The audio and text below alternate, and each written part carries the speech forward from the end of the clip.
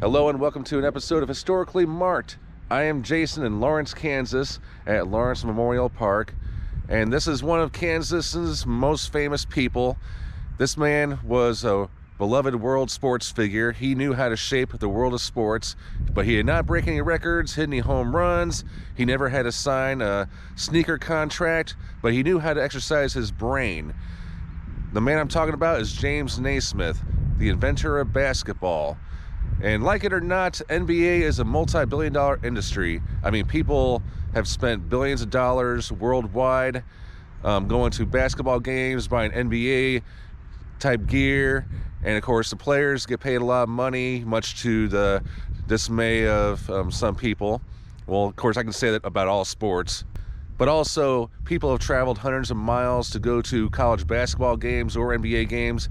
Like one of my family members, he drives all across the state to go see UK, like University of Kentucky in Lexington, Kentucky.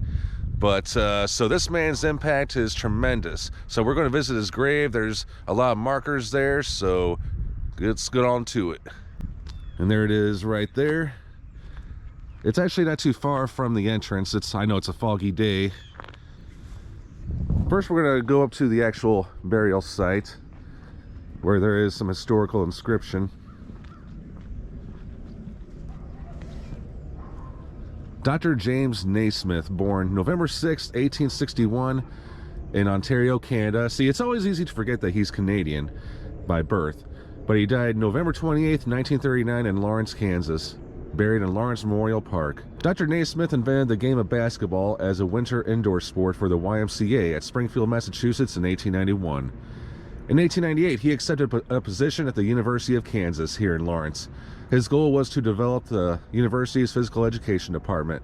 He also agreed to accept the coaching position of KU's first basketball team. KU's first games were played either in a local low-ceiling roller skating rink or away from home due to poor facilities at KU. Naismith was instrumental in the development of the first modern gymnasium for basketball, the old Robinson Gym on the KU campus. The Naismith Basketball Hall of Fame in Springfield, Massachusetts is named after him. He was elected posthumously to the Naismith Basketball Hall of Fame in 1959. He also was a 32nd degree Mason. And that's what he looked like for those that don't know. Now, I'm not sure if he actually designed the basketball, but he used a rugby ball, which we're going to find out. And for those of you familiar with the Jayhawks, I know a lot of Missouri fans won't like that because, yes, there is. I mean, I'm not really quite sure about the college basketball world, but from what I hear, Missouri and Kansas have a bitter rivalry.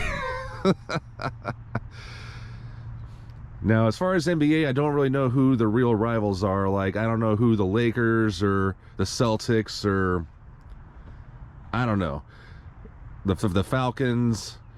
I don't know who their main rivals are. Now, this down here says, in loving memory of Ray and Willis Shockey. So now we're going to go over here, and right here is an inscription about Dr. E.C. Fogg Allen.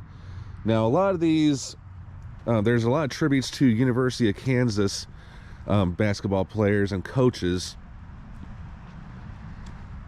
like Larry Brown, Roy Williams, Dean Smith. I mean, there's a few others too. And there's also Adolph Rupp Arena in Lexington, Kentucky. I was talking about UK earlier. He was actually from here in Kansas, Halstead to be exact, which is kind of near Wichita and Hutchinson. It's a really small town.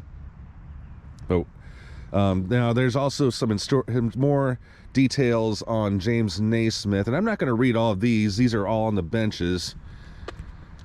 But I did find some interesting stuff, a lot of tidbits. Like, I did not know he was a big movie fan. Like, he always frequented the local matinee. But, well, how did he create basketball? Okay, so the idea for the game of basketball came to Naismith in 1891 while working as a physical education instructor at the School for Christian Workers in Springfield, Massachusetts. He was asked to develop a game that would occur while students' time between football and baseball seasons, like more like in the winter and springtime, you know, kind of get the students more fit and everything. But, and also another thing I didn't know about Naismith was he was a former rugby player. So he used a rugby ball for the basketball, and he attached a peach basket high on like the wall or something, and he started he put them on poles. That's what it says here. I thought it was on a wall.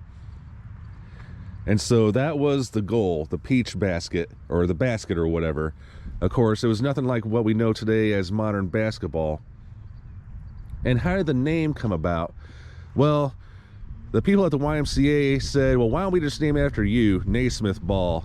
Well, Dr. Naismith thought it sounded horrible and said, well, we have a basket and a ball, so let's just call it basketball. So, I mean, basketball is literally played all around the world. I mean, just about every country, not just here in the United States. I mean, we hear about LeBron James and so many others, and it has brought us great people like Michael Jordan, and it has introduced us to talents like Magic Johnson and Larry Bird and so forth, and Kobe Bryant. And Jack Nicholson has spent thousands of dollars sitting at the court side, you know, and even getting thrown out of Lakers games.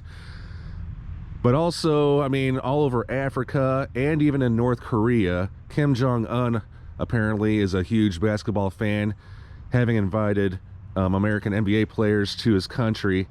And I read somewhere where in the handbook or in the law book that students are encouraged to play basketball because it makes you taller. Oh, the lies. Then again, maybe they know something I don't.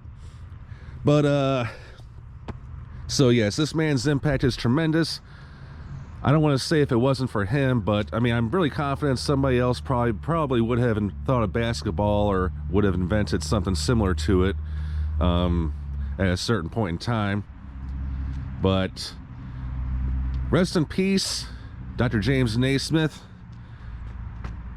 You have definitely made your mark on the world. Thanks so much for tuning into this video. I am Jason at Lawrence Memorial Park in Lawrence, Kansas, signing off.